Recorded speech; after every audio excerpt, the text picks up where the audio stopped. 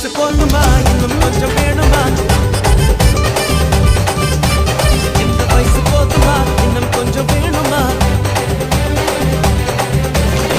லபடி போட்டு